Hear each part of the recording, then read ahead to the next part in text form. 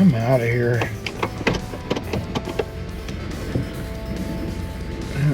Go slow. Frickin' got all these boats over here. There's the FedEx guy. Ain't stopping here. Yeah, I want to get out today, man. Even on Easter Sunday, I was out there building some shelves in the shed. That didn't work out. Well, it kind of did. I knew it was going to be I knew it was going to kind of be a thing. I was kind of dreading it. But when I'm done, it'll be nice. There's a cardinal. I saw a cardinal. Anyway, there's a guy down there taking a look at me. A gander. I'm going to go down to Pete Sanders just because I'm kind of having an inkling to go somewhere else. I'm not sure where I want to go. Anyway, this is rambling. I'm rambling on, so I guess let me drive down here and get this thing in the water. Maybe get to the ramp. We're going to put everything on. See, it's all the work involved in fishing. That's what it is.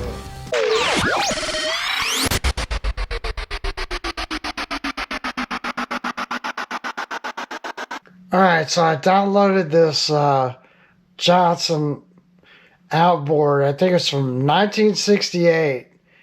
And I don't know, I thought it was cool. It was $4.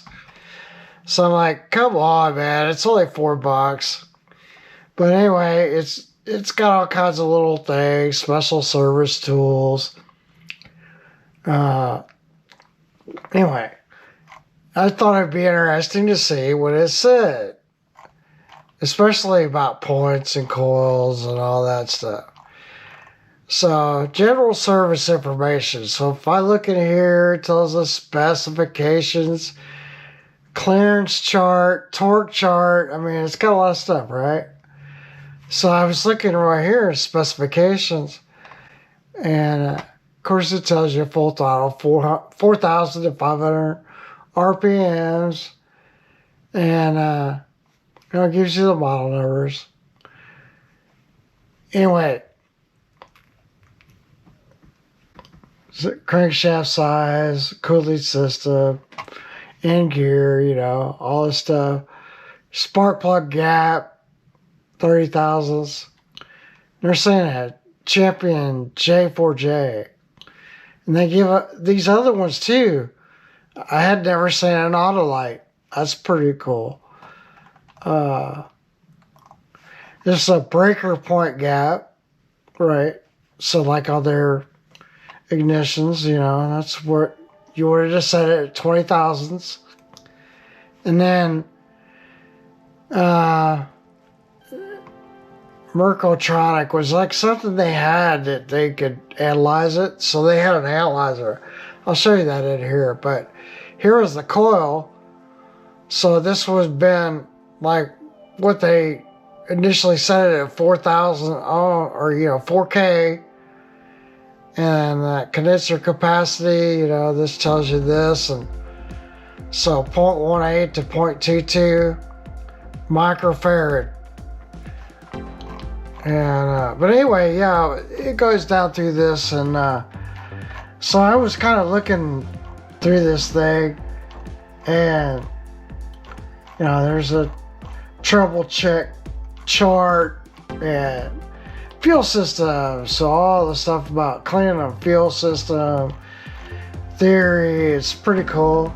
Maybe I go back through that some point, but that's how the old carburetors looked, man. The drawings on this thing is like pretty cool.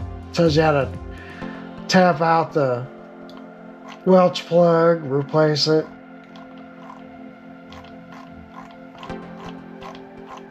But what I'll get to is like on the ignition system, theory of operation. Okay, so here we are. We got a picture, and we got the coil everybody's seen, and then you got a condenser, and then you got this set of points. And anyway, they show the lamination on the coil, and this was a cool design they had. So they show you, like, okay, so here's the field that's generated in the coil, and so you have this primary side, and so when that field is produced in this side, it creates, you know, like this current flow, and it comes over and charges up this condenser. And then whenever there's no current flow, because then it's gone to ground, then all of a sudden it's flowing back up to the coil. And so on the secondary side produces this field. And you know, they showed the magnet. Here's the North Pole, South Pole. So when that's created, then there's this high tension, it goes out to the high tension lead, which is connected to the ground, and it fires it. It's cool. And so, you know, we could read through this. Basically, that's what I just explained.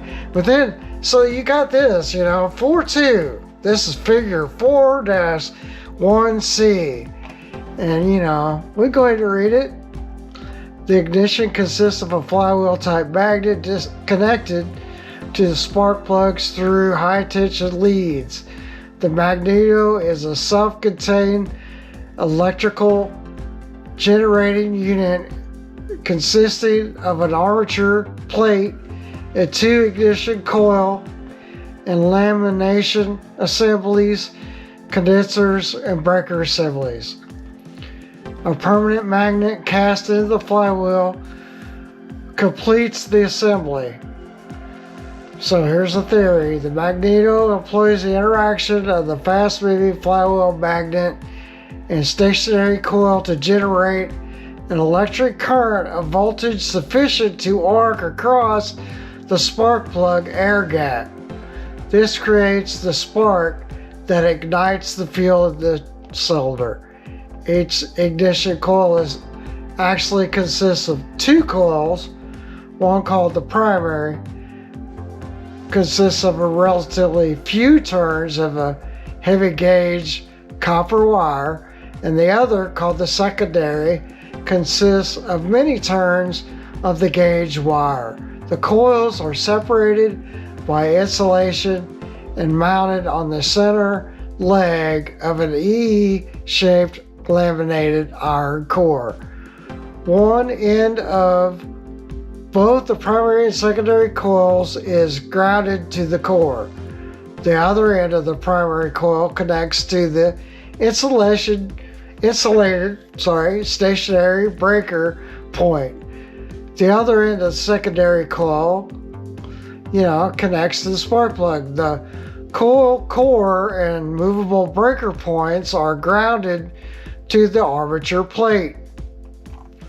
Now here's the kicker. You go to the next page and it's upside down. Look at that. Totally upside down. They did this on purpose, because this is where all the juice is, right here. So then we got to read this all upside down. So, see if I could momentarily oppose. Wait, we start here. When the poles of the flywheel magnet sweep past the first and center leg of the core, magnetic flux or flow is momentarily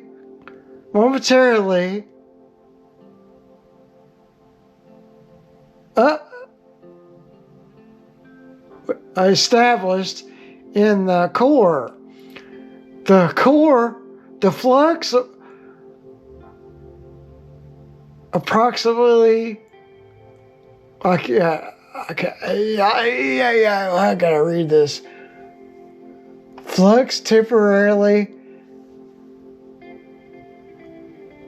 assumes a direction through the core from the North Pole to the permanent magnet of its South Pole. North Pole, South Pole. Okay. As the poles of the magnet sweep further along, the flux in the center leg breaks down. The rapid induces in the electric charge in the coils.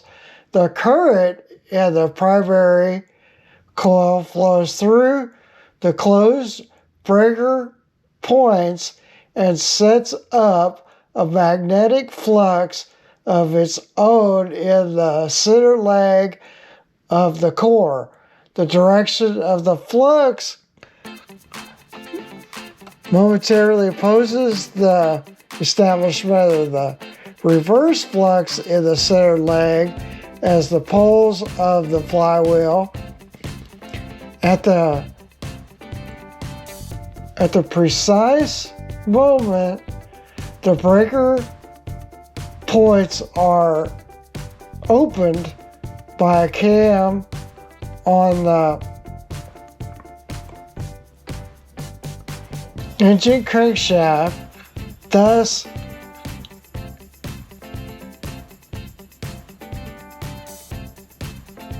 interrupts the flow of the current in the primary current, and the opposite flux in the center leg collapses.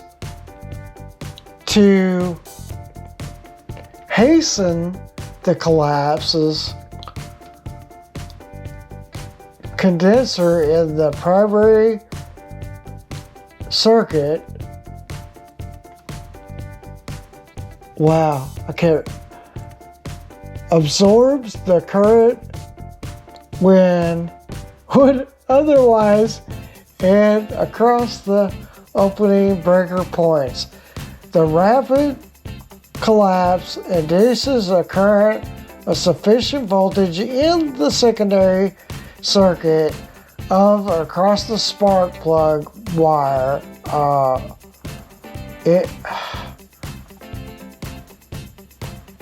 Spark plug, I don't know. The condenser, which acts like a storage tank, consists of the sheets of metal foil separated by insulation rolled to save space and enclosed in a metal case. One sheet of foil is grounded to the case. The other is connected through an insulated wire to the insulated stationary breaker points. Spark plugs having the proper heat range are very important for peak operation of the motor. This motor is designed to operate with M42K, J-Force J's or whatever, and then it comes. Anyway, you get the idea. So then, then the rest of it reads fine. But they did that, I think, on purpose. It tells you how to remove the magneto. We don't need to talk about that. But I thought it was interesting, and I wanted to share that. You can obviously see that I'm not making this up. This was scanned this way, and this page is upside down. So this becomes magic, and people can't figure it out. So I read it, I'm sure it was terrible, and I'm a terrible reader. So anyway, thanks for watching. Well, there's a lot of boats out here. I'll find a place to park though. But first I gotta put everything on. Turn everything on. No, maybe I should do that first. Turn everything on. Got the plug in it, so that's good.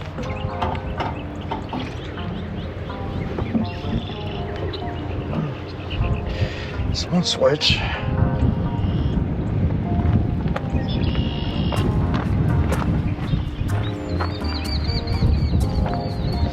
Now, that's kind of windy. Good spinnerbait day. Go back to throwing a spinnerbait.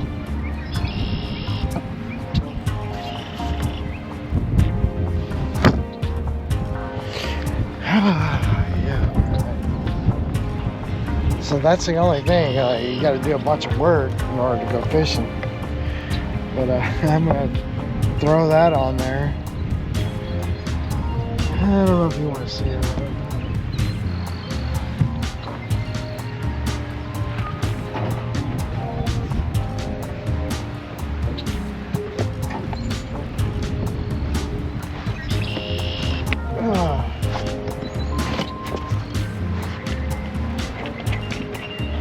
Yeah, windy, so we'll see what happens. Looks like it's moving pretty good. Very cloudy. It's only different conditions than what it was the last time I was out here. I got a place right by the house, and I mean, it's real convenient. It's like a mile. But I like coming over here because I don't know why. Why do I like coming over here? All right, that one's on. Now we got to do the other one. And I got to put on my Drado leash or whatever they want to call it.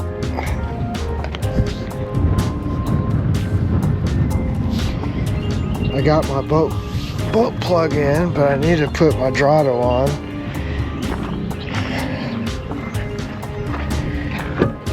And what else?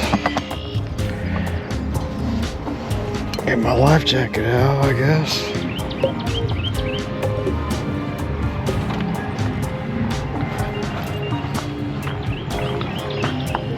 Yeah, this just slides on there like so. Just take the pin out.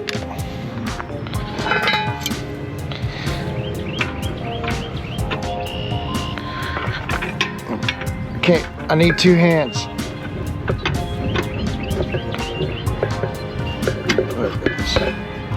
Sorry. Anyway, they say not to, you know, load with it on, but I've been known to like forget every time. Seems like that I gotta take this thing off.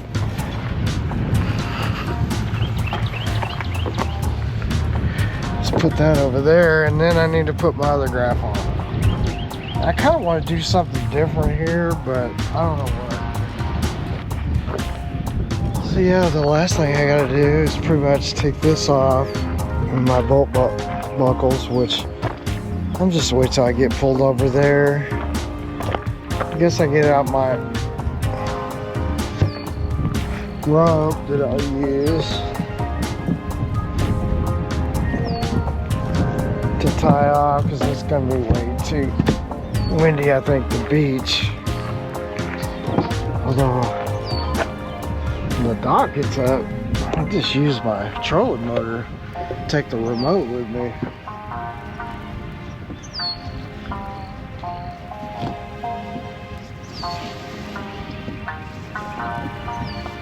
Anyway, that's ready now.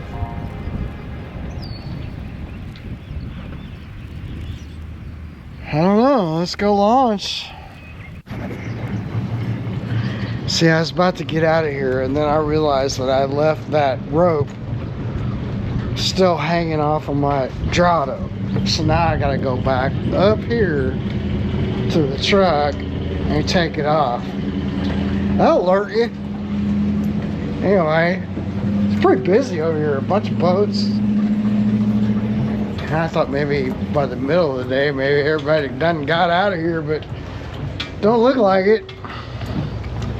I had a few people like pulling their stuff out. Like I said, hey, catch anything? And he was like, I didn't even get a bite. I'm like,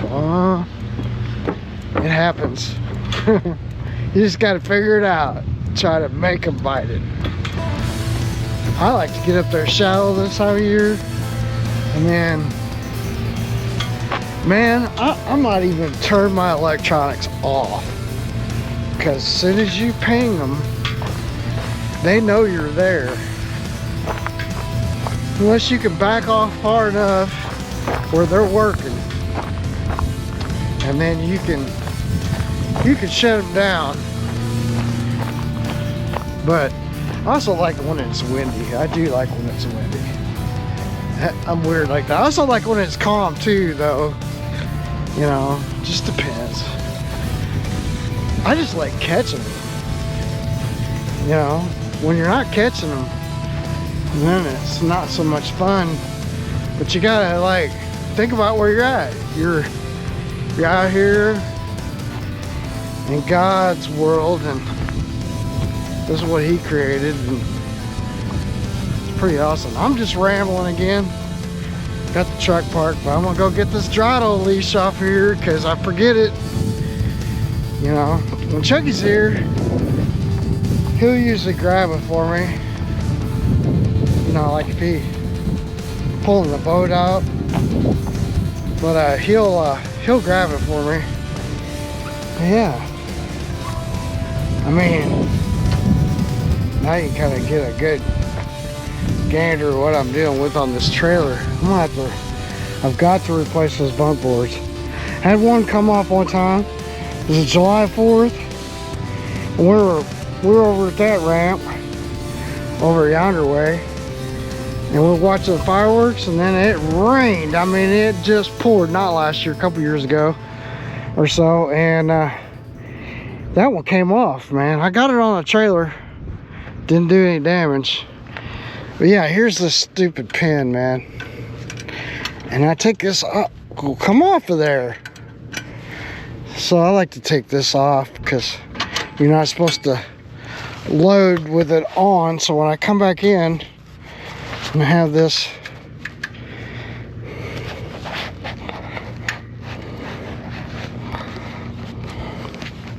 if I get it in the hole, I may have to put you down.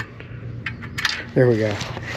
So that won't come off traveling, but this will, and this will bounce all around. Anyway,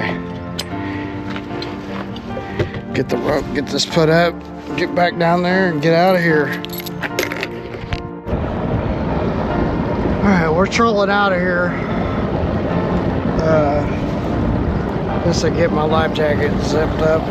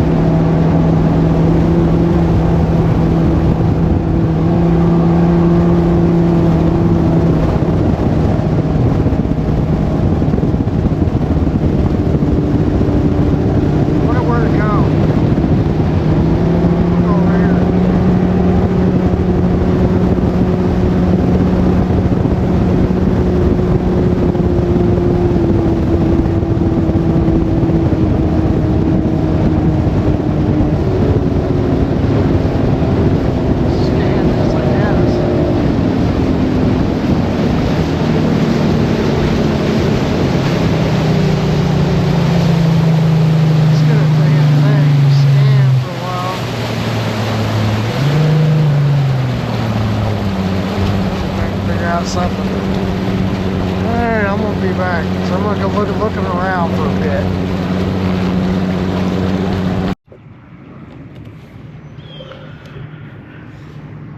Alright, well, so far, nothing. Take a break, eat a sandwich. I don't know. I'm just enjoying being out here. So, that's what's happening. So far, I checked out this area and I seen some bait fish, but I really didn't see any bass moving up. So, I think we're gonna have to change tactics here and go somewhere where they're probably gonna go or be on their way to go spawn. So I got it on spot lock, gonna eat a sandwich, and I'll be back. Alright, here's the problem, the dilemma. So you come out here, and you don't come out here regularly like every day, so you know what to expect, when to expect it. So this is completely different conditions than the last time I was out. It's cloudy, and occasionally we get a peek of the sun. Later on, I believe the sun will come out, and maybe then it'll turn on. I don't know, because I haven't been out here for like a week and something change. So I had some things on, but they were really almost, how would I say, winter to that like spring. So I'm changing it. I'm taking that stuff off, and so like I had a kind of a crawdad color crankbait on before, so now I've went to more of a Tennessee shad, because that's what they're going to be eating on, I guess. I'm taking a stab at it. I really don't know. You know, if I need to sit out here, get out here, and be out here every day. I'm around shad, and I knew I would be. It's just, where are the bass sitting? Are they really, really shallow? Are they really a little deeper than that, and they come up in the shallow and they feed at certain times? I don't know. Got a shaky head on. What else? I got a square bill if they're really shallow, and that too I'm going to change, because I had a red colored one on. I kind of feel like that's over, and so maybe I'll put a Tennessee shad color on it and see if I get anything. I got to get a bite, figure out where they are, where they're sitting. Of course, I got the spinner bait, and it's good for when it's really windy, but it's going to be those isolated pieces of structure somewhere. I haven't found any of that where they're sitting on yet. So, we'll see what happens, I guess. Well, that's the way it goes. Sometimes you get where you catch some fish, and then sometimes you can't even get a bite. And I'm in that latter category. I can't even get a bite. I mean, it felt like it was some bites, but then it was just like real kind of not, like they just weren't committing. So I don't know if they know a front's coming, or I just, I don't know.